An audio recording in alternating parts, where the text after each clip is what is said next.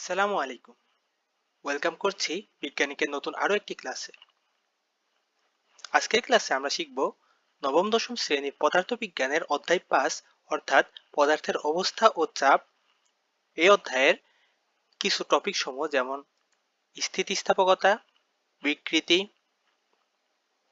পীড়ন, হুকের সূত্র, পদার্থের অবস্থা এবং এই অধ্যায়ে আমরা গত যে লেকচারগুলোতে আমরা যে সূত্রগুলো শিখেছিলাম সকল সূত্রসমূহ এবং আজকের দিনের সূত্রসমূহ সকল সূত্রসমূহ একত্রে মনে রাখার চেষ্টা করব। তো চলো শুরু করা যাক। প্রথমে আসি স্থিতিস্থাপকতা। স্থিতিস্থাপকতা কি জিনিস ভাইয়া? দেখো, আমি এখানে একটি সংজ্ঞা লিখেছি। সংজ্ঞাটা আমি যদি একটু পর পর যাই, শব্দ বাই শব্দ যাই, দেখো, বাহ্যিক বল প্রয়োগ করে কোনো বস্তুর মানে কোনো বস্তুর উপরে একটি বাহ্যিক বল প্রয়োগ করা হলো।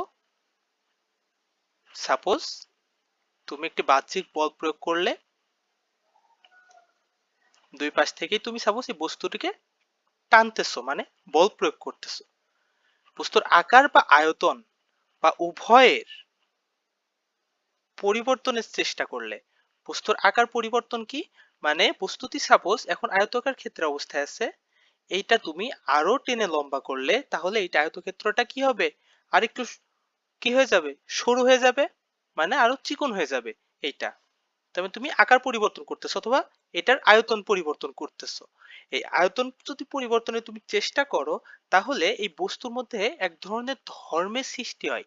এই ধর্মটা হচ্ছে এই বস্তুটিকে যেই আকার বা আয়তন আছে এই আকার বা আয়তন থেকে পরিবর্তন হতে বাধা প্রদান করে। তার মানে দেখো, যে ধর্মের জন্য এই প্রচেষ্টাকে বাধা দেওয়া হয়, মানে বাধা দেয়, এইটা হচ্ছে তোমার যখন তুমি বল প্রয়োগ করতেছো এর মধ্যে একটি ধর্মের উদ্ভূত হচ্ছে। এই ধর্মের কারণে এই বস্তুটি আগের অবস্থা থেকে অন্য অবস্থায় যেতে বাধাপ্রাপ্ত হচ্ছে। এবং বলটা যদি তুমি অপসারণ করে নাও তাহলে পুনরায় বলটা যদি তুমি অপসারণ করে নাও তাহলে পুনরায় পূর্বের আকার বা আয়তনে এই বস্তুটি ফিরে যাবে। এই ধর্মকেই বলা হচ্ছে, যে ধর্মের জন্য এই কাজগুলো ঘটতেছে এই ধর্মকে বলা হচ্ছে স্থিতিস্থাপকতা। বুঝতে পেরেছো? যদি তুমি এই বস্তুর উপরে বল প্রয়োগ করো, এই বল প্রয়োগ করার কারণে বস্তুটার আকার বা আয়তনে তুমি পরিবর্তনের চেষ্টা করতেছো, কিন্তু বস্তু বলতেছে না ভাই আমি আমার আগের অবস্থায় থাকবো, তাহলে বস্তুটি যখন তুমি বলটি ছেড়ে দিবে বা বলটা প্রয়োগ করা বন্ধ করবে তখন বস্তুটি পুনরায় আগের অবস্থায় ফিরে যাবে। এই আগের অবস্থায় ফিরে যাওয়া যেই ধর্মের কারণে হইতেছে সেটাই হচ্ছে স্থিতিস্থাপকতা। আমার কথা কি বুঝতে পেরেছো ভাইয়া? স্থিতিস্থাপকতা কি? গুড।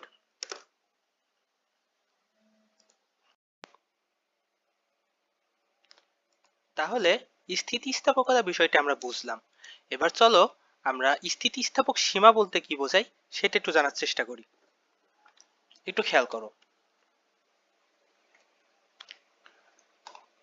দেখো,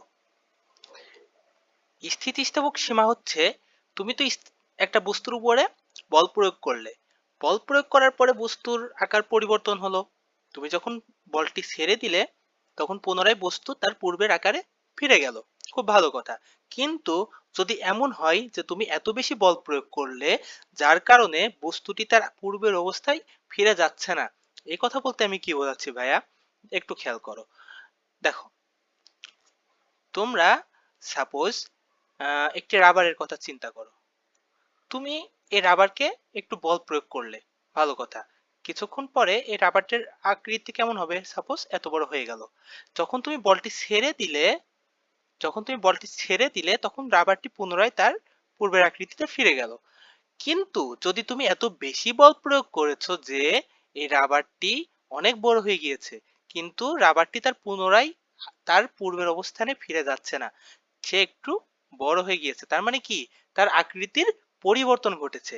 এই যে আকৃতির পরিবর্তন ঘটেছে এই কারণটা হচ্ছে তোমার স্থিতিস্থাপকতার সীমা, সেই রাবারের উপর বল প্রয়োগ করার কারণে স্থিতিস্থাপক সীমা সে অতিক্রম করে ফেলেছে।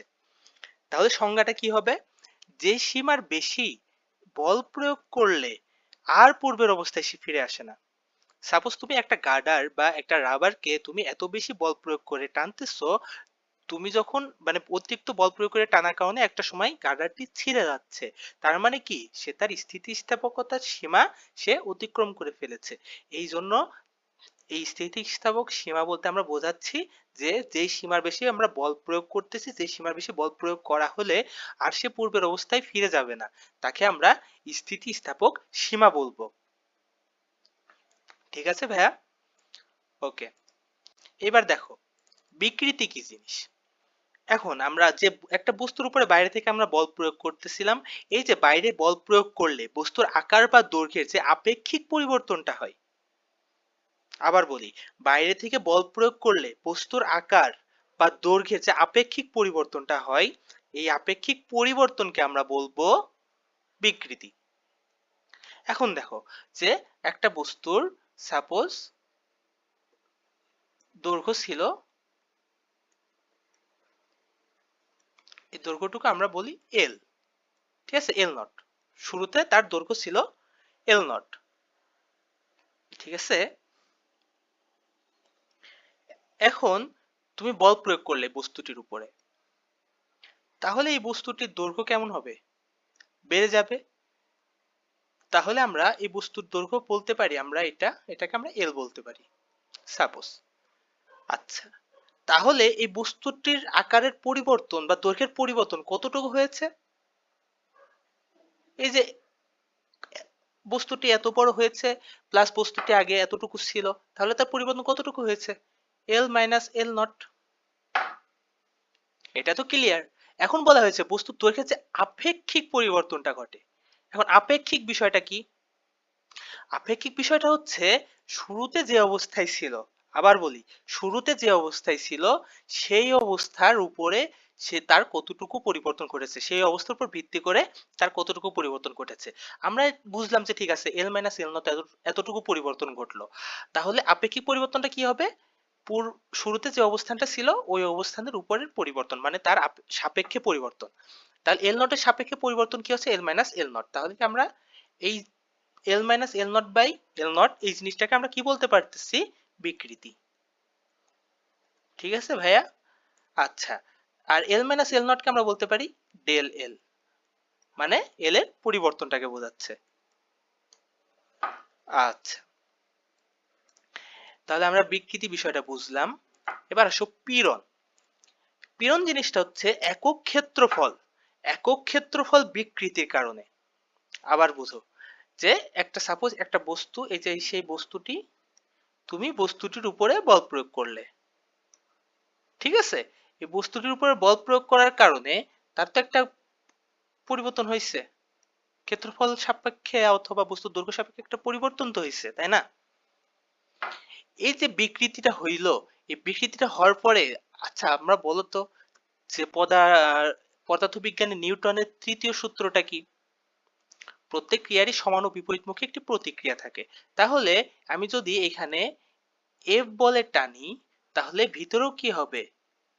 এফ বল অনুভূত হবে বস্তুটির মধ্যে। এটাই তো সেই স্থিতিস্থাপকতা সীমার মধ্যে হইতে হবে। আর এই বলটাকে আমরা যখন বাইরে থেকে কোনো বস্তুর উপরে প্রয়োগ করব, তার বস্তুটির মধ্যেও একই বল, সেম বল উদ্ভূত হবে।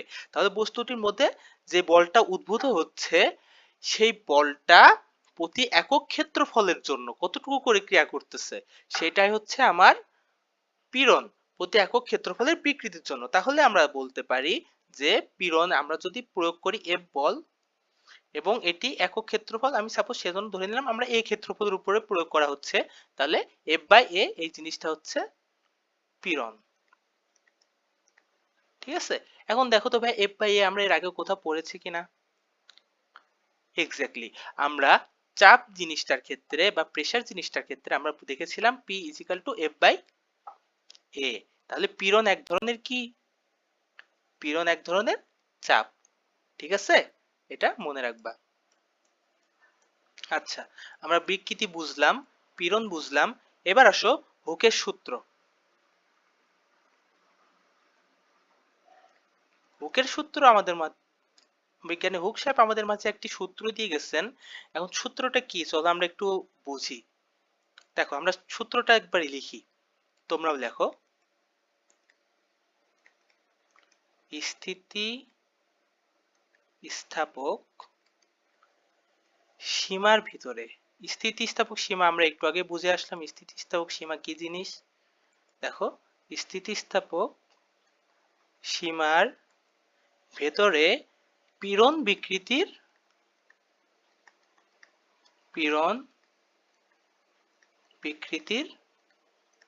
সমানুপাতিক। ঠিক আছে ভাইয়া, স্থিতিস্থাপক সীমার ভিতরে পীড়ন বিকৃতির সমানুপাতিক। সিম্পল কথা, দেখো বস্তুটির স্থিতিস্থাপক সীমার মধ্যে হইতে হবে বিষয়টা, এবং এই স্থিতিস্থাপক সীমার ভিতরে বস্তুটির মধ্যে যে পীড়নটা হচ্ছে, এই পীড়নটা যত বেশি বিকৃতি হবে তত বেশি বস্তুর মধ্যে পীড়ন অনুভূত হবে বা বল অনুভূত হবে। এক কথায়, যত বেশি আমার বিকৃতি হবে, যত জোরে আমি টানবো, তত বস্তুটির মধ্যে পীড়ন বেশি অনুভূত হবে। বস্তুটির পীড়ন তত বেশি হবে, যত বেশি বিকৃতি তত বেশি পীড়ন, যত বেশি বিকৃতি তত বেশি পীড়ন। ক্লিয়ার বিষয়টা? তাহলে আমরা কি বলতে পারি যে স্থিতিস্থাপক সীমার মধ্যে পীড়ন বিকৃতি সমানুপাতিক, তার মানে কি পীড়ন সমানুপাতিক বিকৃতি। এটা অবশ্যই স্থিতিস্থাপক সীমার মধ্যে হতে হবে। দেখো, স্থিতিস্থাপক সীমার মধ্যে যদি না হয় তাহলে কি হবে, তাহলে ওই যে তুমি বস্তুটা টানতেছো, তুমি যত বেশি বল প্রয়োগ করতেছো তো বস্তুটা তত বেশি লম্বা হইতেছে।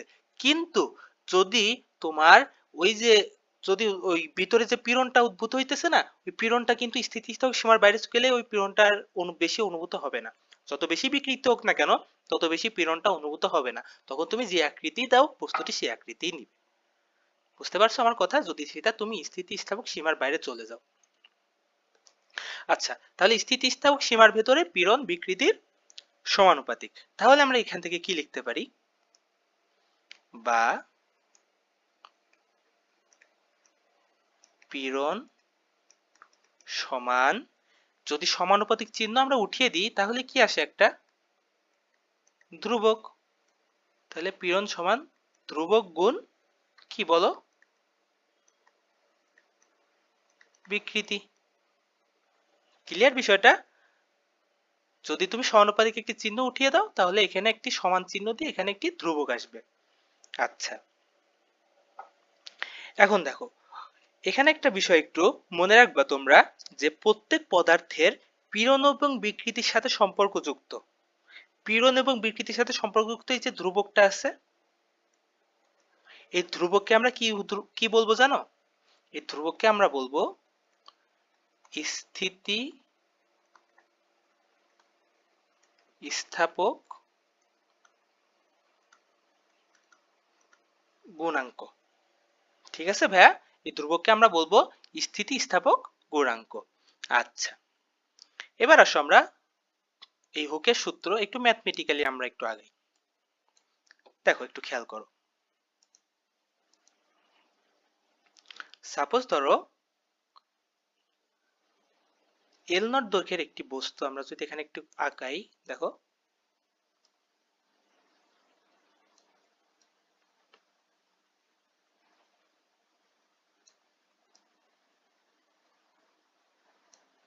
সাপোজ এটি একটি এল নট দৈর্ঘ্যের একটি বস্তু।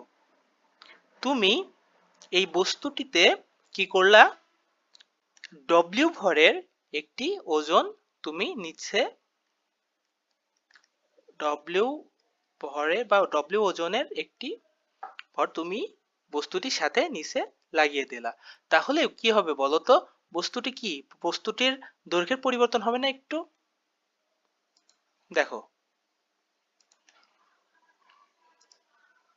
বস্তুটির দৈর্ঘ্যের একটা পরিবর্তন হবে, তখন কি হবে, বস্তুটি একটু বড় হয়ে যাবে। সাপোজ বস্তুটির তখন দৈর্ঘ্য হয়ে গেল এল, এই ডাব্লিউ ওজনের কারণে। ঠিক আছে, তাহলে এই যে এর প্রথম দিকে এর দৈর্ঘ্য ছিল এল নট, এবং পরবর্তীতে এর দৈর্ঘ্য হয়ে গেল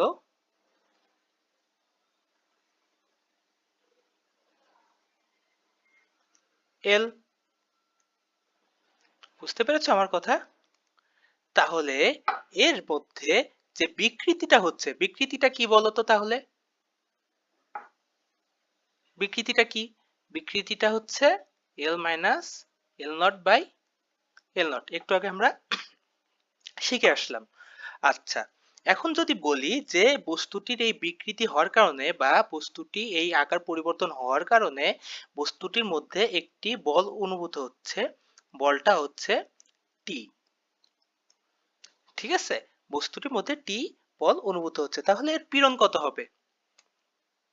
পীড়ন কত হবে? পীড়ন হবে টি বাই এ। সিম্পল তো, তাই না? এবার আসো, আমরা হুকের সূত্র অনুসারে কি জানি? স্থিতিস্থাপক সীমার ভেতরে পীড়ন বিকৃতির সমানুপাতিক। তাহলে আমরা কি লিখতে পারি? অতএব পীড়ন টি বাই এ সমানুপাতিক বিকৃতি L minus L naught by L naught. Clear তো ভাইয়া, তাই না? আচ্ছা, বা এখানে কি লিখতে পারো? টি বাই এ সমান, এখানে একটি ধ্রুবক নিয়ে আসবো আমরা, এই ধ্রুবকটার নাম আমরা দিব ওয়াই। আচ্ছা, ওয়াই আমরা কেন দিচ্ছি সেটা আমরা বলতেছি। এবার দেখো, এখানে আমরা বাকি কি থাকে? L minus L naught by L naught. এখানে তো সমানুপাতিক চিহ্ন উঠে একটি ধ্রুবক আসলো।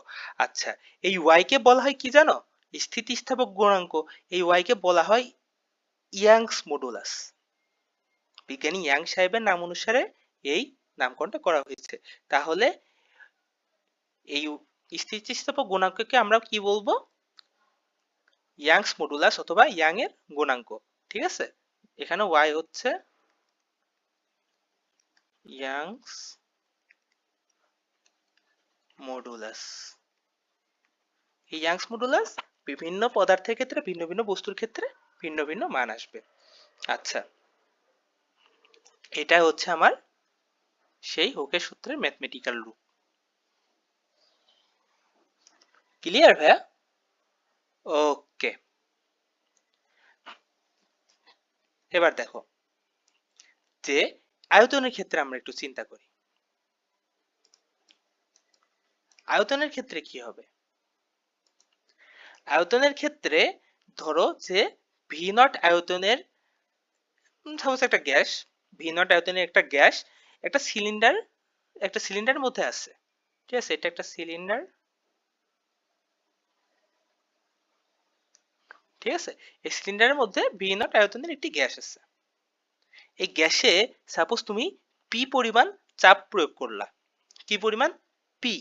ঠিক আছে, পি, পি চাপ প্রয়োগ করলা বা প্রেসার প্রয়োগ করলা।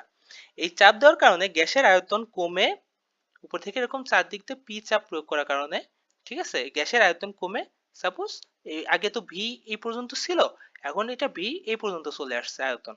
ঠিক আছে, তখন এটা হয়ে যাবে ভি, মানে আয়তন কমে ভি হয়ে গেল। ঠিক আছে, ভি নট আয়তনের গ্যাস ছিল, পি প্রেসার দেওয়ার কারণে সেটা ভি আয়তনের গ্যাসে পরিণত হলো। তাহলে কি হচ্ছে? পীড়নটা হচ্ছে আমার পি, পি প্রেসার, প্রেসার পীড়নই হচ্ছে এক প্রকার প্রেসার বলেছি আমি। আর বিকৃতিটা কি হচ্ছে? আয়নের পরিবর্তন, আপেক্ষিক পরিবর্তন। আয়নের পরিবর্তন ভি মাইনাস ভি নট, আপেক্ষিক পরিবর্তন V minus V naught by V naught. তো এবার আমরা ইয়াং হুকের সূত্র অনুসারে আমরা কি বলতে পারি? পি সমানুপাতিক V minus V naught by V naught. ঠিক আছে, এটা কিন্তু আয়তনের ক্ষেত্রে আমরা বলতেছি। তাহলে পি সমান এখানে B into V minus V naught by V naught. ঠিক আছে, এখানে এই বি কি জানো? এই বি কে বলা হবে বাল্ক মডুলাস। বুঝতে পেরেছো? এই বি কে কি বলা হবে? Bulk modulus. ক্লিয়ার? বি কে আমি যদি এখানে একটু লিখে দিই, দেখো বাল্ক মডুলাস, এটা কিন্তু আয়তনের ক্ষেত্রে। আর আগেরটা ছিল দৈর্ঘ্য পরিবর্তনের ক্ষেত্রে। দৈর্ঘ্য পরিবর্তনের ক্ষেত্রে ইয়াংস মডুলাস, আয়তন পরিবর্তনের ক্ষেত্রে বাল্ক মডুলাস বা আয়তনীয় গুণাঙ্ক বলা হয় এটাকে। এটা একটু তোমরা মাথায় রাখবা, আয়তনীয় গুণাঙ্ক। আচ্ছা, এই দুইটারই এই ইয়াংস মডুলাস বা বাল্ক মডুলাস উভয়ের একক কি? নিউটন পার মিটার স্কয়ার বা প্যাসকেল। আচ্ছা, এখানে এই এটা হওয়ার কারণ কি? আচ্ছা, এখানে একটা বিষয় তোমাদের একটু বলে রাখি। এটা প্রথমে বলাই উচিত ছিল। একটু তোমাদেরকে আরেকবার একটু বলে রাখি, দেখো বিকৃতির একক কি একটু বলো তো আমারে। বিকৃতির একক একটু খেয়াল করো, এখানে যদি দৈর্ঘ্যের পরিবর্তন, এই দৈর্ঘ্যের পরিবর্তনটা কোন এককে আসে? যদি এল মিটারে হয় তাহলে, আর এল নট মিটারে হয় তাহলে কি ডেল এলও কি আসবে? মিটারে আসবে। আর এল নট তো কিসে ছিল? Metre. Suppose del L metre, suppose 5 metre দৈর্ঘ্যের বিকৃতির ফলে 5 মিটার দৈর্ঘ্য হইলো, আর এটা হচ্ছে তোমার 2 মিটার দৈর্ঘ্য ছিল। ঠিক আছে, তাহলে এটা 3 মিটার দৈর্ঘ্য পরিবর্তন হইলো, আর আগে ছিল 2 মিটার, তাহলে 3 মিটার বা 2 মিটার। তাহলে এখানে এককটা কি হইতেছে? একক কি কোনো একক থাকবে? এই মিটার মিটার কাটা হয়ে যাবে না? মনে রাখবা, বিকৃতির কোনো একক নেই। ঠিক আছে, এইটা কিন্তু খুবই ইম্পর্টেন্ট। যদি বলে বিকৃতির একক কি, বিকৃতির কোনো একক, কোনো একক নেই। কিন্তু পীড়নের এককটা কি বলো? আমি কি বলছি, পীড়ন কি এক প্রকার চাপ, পীড়নের একক হচ্ছে প্যাসকেল বা নিউটন পার মিটার স্কয়ার। আচ্ছা, এখন দেখো এইখানে ইয়াংস মডুলাস বা বাল্ক মডুলাসের ক্ষেত্রে এইখানে এই যে L minus L naught by L naught, এটা তো কোনো একক নাই, এটা কি বিকৃতি। তাহলে এই যে এইখানে যে এককটা হবে এইটা হচ্ছে আমার ইয়াং মডুলাসের একক। ঠিক সেম ভাবে V minus V naught by V naught, এটার কোনো একক নেই। তাহলে সেম ভাবে পি এর যে এককটা হবে এটাই বি এর একক। দুই ক্ষেত্রে এককটা হচ্ছে নিউটন পার মিটার স্কয়ার বা প্যাসকেল। আশা করি তোমরা বিষয়টি ক্লিয়ার হয়ে গেছো।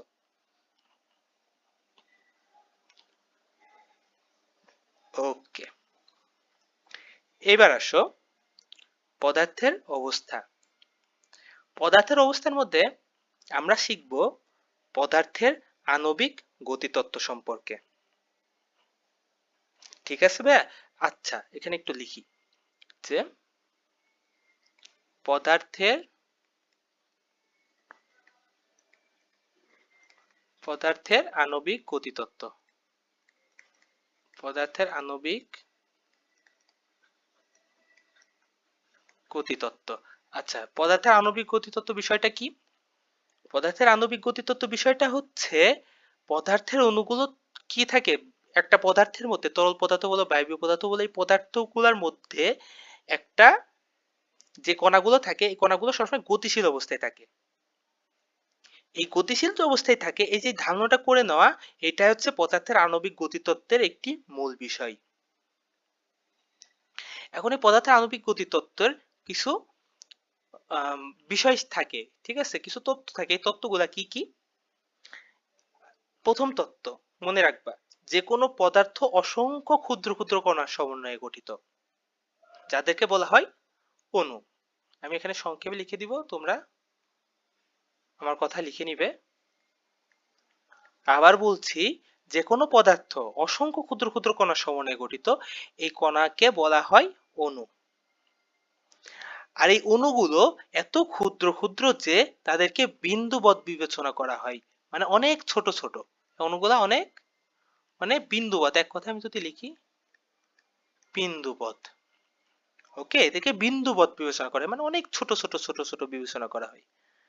আর এই অণুগুলো সর্বদা গতিশীল। ঠিক আছে, অণুগুলা সর্বদা গতিশীল।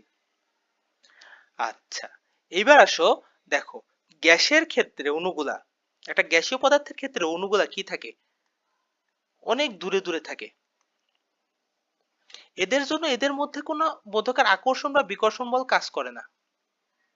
ঠিক আছে, মানে খুবই কম। ঠিক আছে, খুবই কম কাজ করে। আর তরলের ক্ষেত্রে অণুগুলা কিছুটা দূরে দূরে থাকলেও এদের মধ্যে আকর্ষণ বল কাজ করে, যার কারণে তরল একটি পাত্রের মধ্যে যদি রাখা হয় তাহলে পাত্রের মধ্যে থাকে, যে আকৃতি দিবে সে আকৃতি ধারণ করবে।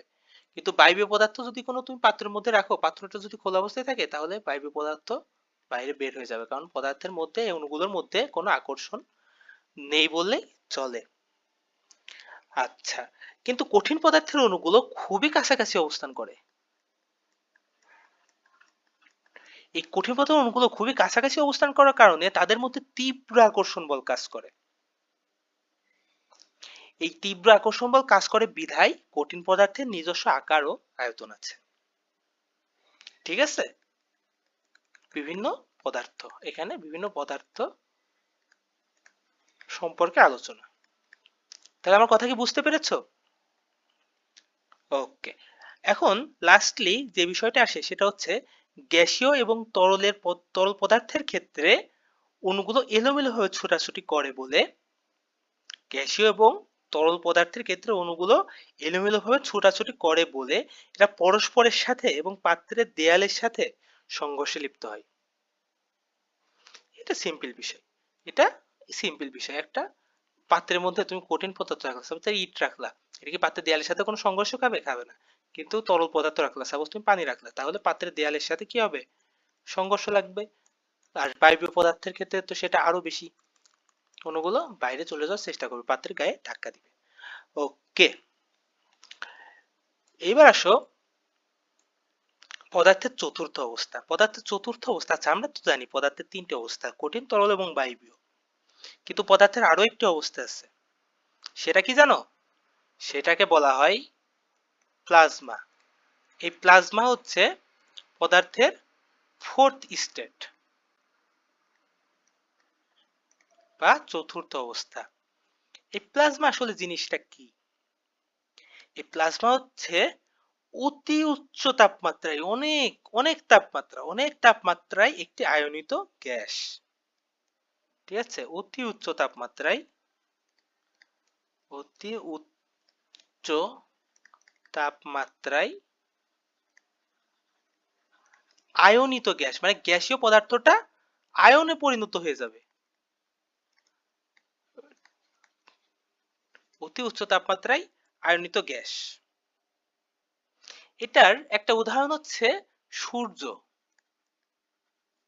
সূর্যের মধ্যে তাপমাত্রা এত বেশি থাকে যে এই পদার্থের সূর্যের মধ্যে যত হিলিয়াম আছে বা যে বায়বীয় পদার্থগুলো আছে এটা আয়নে পরিণত হয়ে যায়। এছাড়া অন্যান্য বিভিন্ন নক্ষত্রগুলো যেগুলো আছে এগুলো প্রত্যেকটাই আয়নে পরিণত হয়ে যায়, এখানে তাপমাত্রা কয়েক হাজার ডিগ্রি সেলসিয়াস হয়। ঠিক আছে, আর এই গ্যাসের মতো, মানে গ্যাসীয় পদার্থের মতো এই প্লাজমারও কিন্তু নির্দিষ্ট কোনো আকার আয়তন নাই। ঠিক আছে, গ্যাসীয় পদার্থের যেমন নির্দিষ্ট কোনো আকার আয়তন নাই, প্লাজমারও কোনো নির্দিষ্ট আকার আয়তন নাই। আচ্ছা, আজকে আমরা এই অধ্যায়ের মোটামুটি সমস্ত টপিক আমরা কভার করেছি। এর আগে আমরা বিভিন্ন সূত্রগুলো আমরা শিখিয়ে এসেছি। আমরা এখন আগের যে সূত্রগুলো শিখেছি সেগুলো একটু রিকল করার চেষ্টা করব এবং প্রত্যেকটা সূত্র একবার একটু মনে রাখার চেষ্টা করব। ঠিক আছে ভাইয়া? ওকে, দেখো প্রথম যে সূত্রটা আমরা শিখেছিলাম সেটা হচ্ছে চাপের সূত্র। চাপ পি সমান কি বলো? F by A. এফ হচ্ছে বল আর এ হচ্ছে ক্ষেত্রফল, একক ক্ষেত্রফলে প্রযুক্ত বলকে আমরা চাপ বলি। দুই নম্বরের সূত্রটি শিখেছিলাম সেটা হচ্ছে ঘনত্ব রো সমান এম বাই ভি, একক আয়তনের বস্তুর ভর, মানে এম হচ্ছে বস্তুর ভর ম্যাস, আর ভি হচ্ছে ভলিউম মানে আয়তন। ঠিক আছে, পি এর ক্ষেত্রে একক ছিল নিউটন পার মিটার স্কয়ার বা প্যাসকেল, রো এর ক্ষেত্রে আয়তন কি হবে? KG per metre cube. ঠিক আছে, তোমরা আমার সাথে সাথে সূত্রগুলো একবার করে একটু লেখো। এবার দেখো স্থির তরলে কোনো বিন্দুতে চাপ, স্থির তরলে কোনো বস্তুর উপরে তরল পদার্থ কি পরিমাণ চাপ প্রয়োগ করে, সেই পি সমান আমরা কি শিখেছিলাম মনে আছে? এইচ রো জি। এইচটা হচ্ছে কত গভীরতায় বস্তুটি আছে, এইটা সেই পাত্র, এটা সেই বস্তু, বস্তুটি সাপোজ পানির উপরিতল থেকে এইচ গভীরতায় আছে, এটা সেই এইচ। আর রো হচ্ছে পানির ঘনত্ব বা তরল পদার্থ, যে তরল পদার্থের মধ্যে বস্তুটি ডুবন্ত অবস্থায় আছে তার ঘনত্ব, এবং জি হচ্ছে অ্যাট লাস্ট অভিকর্ষ ত্বরণ। আচ্ছা, এবার আসো কোনো বিন্দুতে তরল পদার্থ দ্বারা যেই চাপটা প্রয়োগ করা হবে যখন বস্তুটি ডুবন্ত অবস্থায় কোনো তরল পদার্থের মধ্যে থাকবে, সেই চাপ, সেই বলটা আমরা যদি ধরি এফ, তাহলে এফ সমান আমরা কি বলতে পারি? মনে করে দেখো, এ এইচ রো জি। এই এটা হচ্ছে ওই বস্তুটির ক্ষেত্রফল, মানে সারফেসের ক্ষেত্রফল, যে সারফেসের উপরে তরল পদার্থ দ্বারা বস্তুটি বল প্রয়োগ করা, তরল পদার্থ বস্তুর উপর বল প্রয়োগ করছে।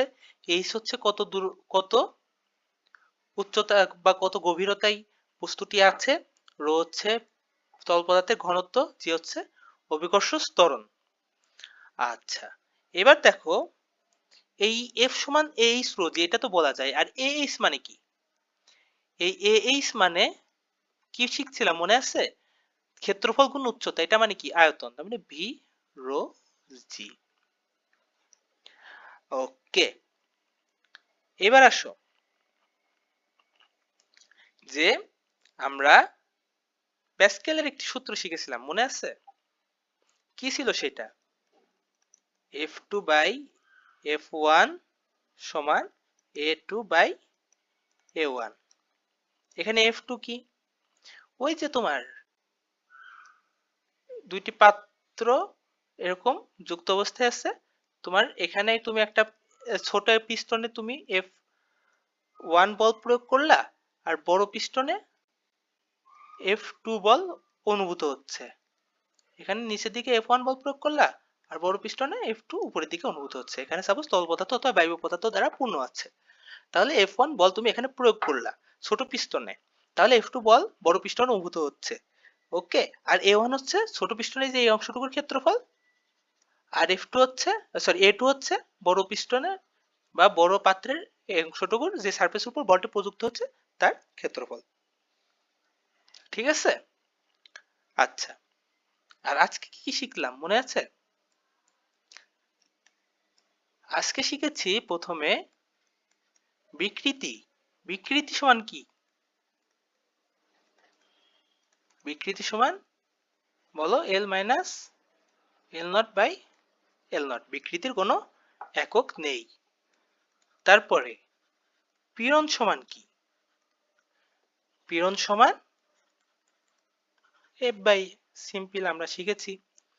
আচ্ছা, তাহলে দেখো পীড়ন বিকৃতির সমানুপাতিক, স্থিতিস্থাপক সীমার মধ্যে, এটা তো হুকের সূত্র। তাহলে পীড়ন সমান কি বলতে পারি আমরা? ধ্রুবক গুণ বিকৃতি, এটা তো আমরা একটু আগে শিখে আসলাম। আর সে ধ্রুবকটা হচ্ছে স্থিতিস্থাপক গুণাঙ্ক। তাহলে আমরা এক কথা কি লিখতে পারি দেখো, স্থিতি স্থাপক গুণাঙ্ক। স্থিতিস্থাপক গুণাঙ্ক সমান আমরা কি লিখতে পারি বলতো? স্থিতিস্থাপক গুণাঙ্ক সমান পীড়ন বাই বিকৃতি। খুবই ইম্পর্টেন্ট। স্থিতিস্থাপক গুণাঙ্ক সমান পীড়ন বাই বিকৃতি। এই স্থিতিস্থাপক গুণাঙ্কের একক কি বলতো? Newton per metre square. কি জন্য হয়েছে একটু আগে আমরা দেখিয়েছি। এবার আসো, হুকের সূত্র অনুসারে আমরা কি লিখতে পারতেছিলাম? পীড়ন বিকৃতি সমানুপাতিক, সেখান থেকে আমরা প্রমাণ করলাম টি বাই এ সমান Y into L minus L naught by L naught. এটা আমরা প্রমাণ করেছি, যেখানে টি হচ্ছে বস্তুটির মধ্যে উদ্ভূত টান বল, এ হচ্ছে বস্তুর ওই সারফেসের ক্ষেত্রফল যতটুকুর উপরে বস্তুটি হচ্ছে, এই যে এই অংশটুকুর ক্ষেত্রফল, এটাকে হচ্ছে এ, যদি তুমি নিচের দিকে বল প্রয়োগ করো, এর উপরে তোমার যতটুকু বল প্রযুক্ত হচ্ছে সেটা হচ্ছে আমরা টি দ্বারা প্রকাশ করেছি। ওয়াই হচ্ছে ইয়াংস মডুলাস, এল হচ্ছে বস্তুটির মানে পরবর্তী অবস্থায় বিকৃতির ফলে পরবর্তী অবস্থায় যতটুকু দৈর্ঘ্য হয়েছে সেইটা, আর এল নট হচ্ছে বস্তুটির সাধারণ অবস্থায় যতটুকু দৈর্ঘ্য ছিল সেটা। আর লাস্টলি আমরা একই সূত্রের মাধ্যমে আরো একটি শিখেছি, সেটা হচ্ছে আয়তনের ক্ষেত্রে পি সমান B into V minus V naught by V naught. এখানে আমরা টি বাই এ বলেছিলাম, এটাও এক প্রকার প্রেসার বা পীড়ন। এই পি হচ্ছে এক কথায় এফ বাই এ, মানে কতটুকু চাপ প্রযুক্ত হচ্ছে বা কতটুকু একক ক্ষেত্রফলে কতটুকু বল প্রযুক্ত হচ্ছে, এটা হচ্ছে সেই পি। ক্লিয়ার? এই পি হচ্ছে এক প্রকার পীড়ন। আর ভি নট হচ্ছে পূর্ব অবস্থায় আয়তন যতটুকু ছিল, আর ভি হচ্ছে পরিবর্তিত আয়তন, মানে যতটুকু তুমি বল প্রয়োগ করার কারণে যতটুকু আয়তনের পরিবর্তন ঘটলো। আর বি হচ্ছে বাল্ক মডুলাস। এই ভিটা হচ্ছে 3D আকৃতির ক্ষেত্রে হবে। ঠিক আছে, সাপোজ তুমি একটা সাপোজ ধরো তুমি একটা ফুটবল চিন্তা করো। ঠিক আছে, তুমি একটা ফুটবল চিন্তা করো। এই ফুটবল সাপোজ সংকুচিত অবস্থায় আছে। আচ্ছা আচ্ছা, তুমি একটা বেলুন চিন্তা করো, একটা বেলুন। ঠিক আছে, সাপোজ বেলুনটি এরকম ছোট অবস্থায় আছে। যখন তুমি ভিতরে বল প্রয়োগ করলে, তার মানে কি, যখন হাওয়া প্রবেশ করালে, তোমার বল প্রয়োগ করার কারণে এটা কি হচ্ছে, অনেক বড় হয়ে যাচ্ছে না? এই বেলুনটা বড় হচ্ছে। এই বেলুনটা বড় হওয়ার মেন কারণটা কি? এর ভিতরে একটা বল প্রয়োগ করা হয়েছে। এই বল প্রয়োগ করার কারণে বেলুনটি আয়তনের পরিবর্তন ঘটছে। এখন বেলুনটি আয়তনে পরিবর্তন ঘটছে, তার মানে কি, এখানে একটি বাল্ক মডুলাস আছে। এখানে একটা ভিতরে একটি প্রত্যেকটা বিন্দুতে, বেলুনের সারফেসের প্রত্যেকটা বিন্দুতে একটা করে একটু করে পীড়ন অনুভূত হচ্ছে। যত বেশি বিকৃত হবে তত বেশি পীড়নটা অনুভূত হবে স্থিতিস্থাপক সীমার মধ্যে। আর এই যে আয়তনের যে বিকৃতি, এই বিকৃতিটা হবে V minus V naught by V naught. মানে প্রথমে আয়তন ছিল ভি নট, পরবর্তীতে আয়তন হলো ভি, তাহলে ভি মাইনাস ভি নট হচ্ছে পরিবর্তন, আর আপেক্ষিক পরিবর্তন হচ্ছে V minus V naught by V naught. আর এটাকে আমরা বলবো সেই বিকৃতি বা আয়তনের বিকৃতি। ঠিক আছে, এই টোটাল 9টি সূত্র তোমার একদম মুখস্থ রাখতে হবে, তাহলে তুমি পরবর্তীতে আমরা যে ম্যাথগুলো করব সেই ম্যাথগুলো তোমরা বুঝতে পারবে। আশা করি আজকের ভিডিওটি তোমাদের ভালো লেগেছে, তোমাদের টপিকগুলো ক্লিয়ার হয়েছে। পরবর্তীতে আমরা ম্যাথ করলে তোমাদের এই টপিকগুলো, এই বেসিকগুলো কাজে লাগবে। পরবর্তীতে সেই ভিডিও দেখার জন্য তো সবাইকে আমন্ত্রণ জানাচ্ছি। আর আজকের মতো এখানেই শেষ করছি। সবাই আমার জন্য দোয়া করবে, ভালোভাবে পড়াশোনা করবে। ইনশাল্লাহ তোমাদের জন্য একটি ভালো ফলাফল অপেক্ষা করছে। ধন্যবাদ সবাইকে।